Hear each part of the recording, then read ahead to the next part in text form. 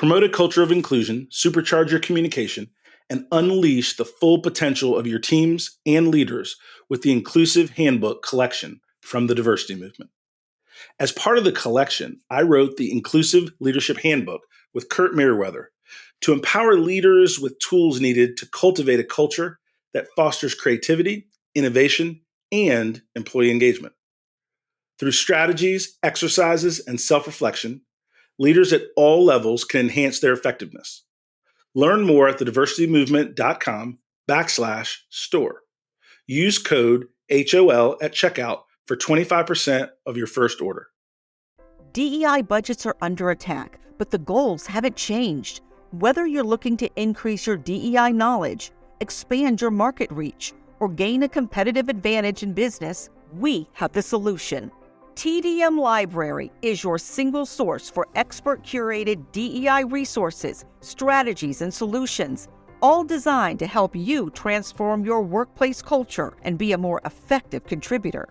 For $9.99 per month, you get access to our searchable subscription-based digital library. There, you'll find articles, practical how-to guidebooks, podcasts, award-winning microvideos, and more than 700 Q&As. Designed to help DEI practitioners, thought leaders, and executives create a more inclusive workplace. Whether you prefer to listen, watch, or read, we have the resources for you.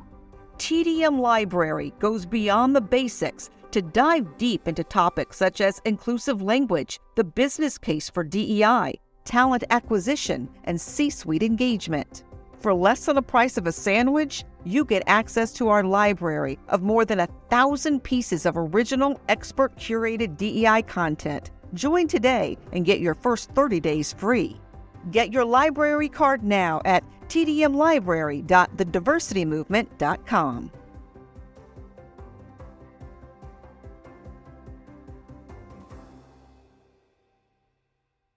You can't stop me, nothing's gonna stand in my way. Nothing. I'm gonna fly higher. Hey everyone, you're listening to the Donald Thompson podcast, and we've got a DT solo episode for you today. You know, typically when we think about diversity, equity, and inclusion, we look at what's going on in our companies, in our communities, and that's usually just within the United States. But what happens when our business expands internationally? What happens when we need to communicate effectively with someone from a different country who speaks a different first language? Well, today, Don shares his experiences and perspectives on global DEI. Here's Donald Thompson. As a professional, I've been really fortunate to have a lot of different interactions, both in the United States, but also internationally. But I didn't start out as a global business leader. I started out as a quota-carrying sales professional in tech sales in Raleigh, North Carolina. And certainly I had some amazingly inspirational jobs before that, but we'll just start with the fun part. But one of the things that's really interesting is when you're doing something for the first time, there's a stress, there's an anxiety based on not knowing. And so my first trip to do and work with an international sales team for a very large opportunity, I was excited about the engagement. I was excited about the meeting and meeting new folks from all over the world, but I was also very apprehensive. And so one of the things that I did, because I really didn't have that international sales background, is I asked a lot of questions of team members that did have that experience. What were some of the cultural norms that I needed to be aware of? What were some of the phrases that sound and work just fine in the United States that might not be appropriate for someone that is of European descent or Asian Indian descent? And so through these conversations, number one, I improved my readiness. And then the second thing that was really important is the folks that I was going to meet in advance of these meetings, I made sure I crafted emails of introduction. And so we did some fun things and got to know family and perspective and where they're from and how long they'd been with their respective companies before the meeting took place. So when I landed, in this example I'll use in Munich, Germany, I was not meeting people for the very first time. I was talking with colleagues that I'd developed some level of a relationship with, and then it's so nice to meet you in person versus it's just so nice to meet you. The final thing that I think is really important is I think that politeness is universal, a smile is universal, and a thoughtful curiosity of what is appropriate is almost always welcomed. And so being humble and not thinking you know all the answers, but really asking questions about what will land well is something that's really, really important, especially if you're working with someone that may be a mid-level manager or an executive, and you're going to present or work with their boss or their boss's boss. They want to help you be ready because you actually, even if you're not a part of the same company, you represent their good judgment by them introducing you in a business construct to their superiors. And so they're more than willing to help you get ready for those sessions. So even if the answer is yes or no in terms of the deal, you want to make sure that you've built a relationship that will stay steady and growing for the long term. Those are a couple of tips that I've learned. Certainly now, for those of you, there's Google, there's tutorials, there's all kinds of cool and different things.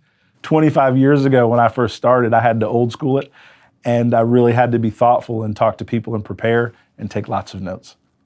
One of the things in my business career, I was very fortunate to be a part of a team that grew a business and exited and sold a business. And one of the firms that I worked with was sold to a company out of Pune, India.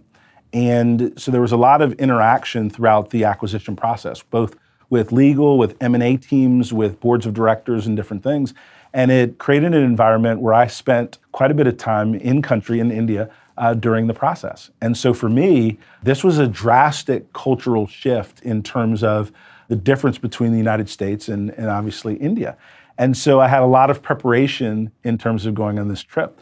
And one of the things that is a blessing to me is the friends that I've made, even 20 years later, right? The ability to pick up the phone and call folks that we met through these interactions because the people were amazing. Now, as good as the folks were, they had a standard of how business was done in their country. And I was an American entrepreneur. And so they had assumptions about me as an American entrepreneur. One of the things I had to learn very quickly is that folks in other cultures may nod and you think it's an affirmative, and it may not be. They may say yes because it is outside of their normal practice to say no to you. That does not mean necessarily agreement with what you have proposed. And this is a very important distinction as we're dealing with folks of other backgrounds and nationalities and ethnicities.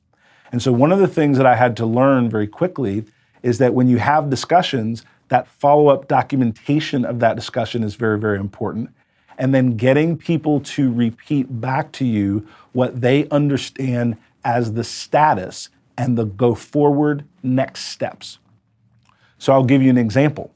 If we're talking about pricing of a software technology, or I'll use that as an example, and I will say, is this price point, is how I would talk, is this acceptable to you and your leadership team?